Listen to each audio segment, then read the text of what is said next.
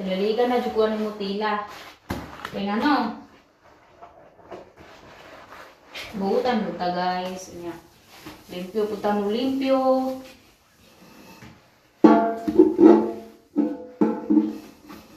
Ganahan sila sa bote, makasabot man po sa ilaha guys niya. Maglisod man sila kanang dili kayo marunong maghangkul mal. Maglisod sila. Kaya huwag natay suguhon, di gid makasabot sa tong amo no, maglisod yun na tong amo. Ako mo nang ganahan na po na tong amo kay makasabot naman ko sa iyaha. O kung sa iyang isugo, kung sa iyang isulti, makasabot man po guys. Maka-istorya po mo nang mao po na sa usa nga ganahan ang amo sa kuha. Kaya kalagi matut pa niya na daw siya sinaligan diri sa una, unta kaso ipapahawa niya kay malmuti daw kumbaga dili daw kasabot sa iyahang ipanulti niya usahay mairita siya yang masigawan kay ug nasa sulti guys dili man pud mo matupad kay kan hindi kasabot kaayo niya. Ako kay kaluyan sa Ginoo guys, dugay na ko sa Korea, nakasabot-sabot nga niya. Munang kamo manarbaho mo sa Korea guys. Kailangan jud usa ninyo matutong mag-Korean. Mas maayo pa pero okay lang na guys kung magtrabaho mo nga na kanang inyong kauban hustler mag-Korean.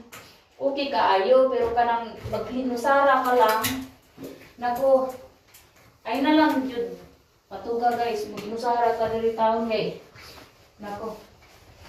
Maghilapilag lagi ka sa una gani nanas ito. Hindi mangata ka sa butahon niya. Kay maay man ang natay kauban nga hustler mag-Korean. Kay mao man putoy mo translate nga unsa man toy gisulti sa amo.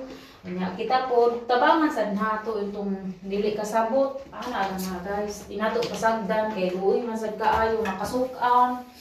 Kay kaning magsisulti atong amo no. Nya busy pa kaayo nya di pa kasabot. May ritam jud ang amo. Dawato na lang nato kay trabahador man ta. Pero ako diri guys wa man ko kasuking kunon.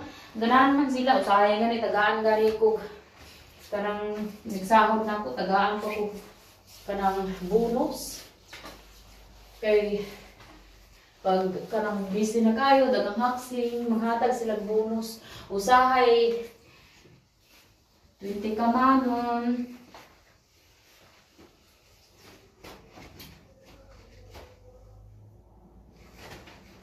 Ano na niya, banlawan nimo guys, banlawan og maayo para limpyo ang motel.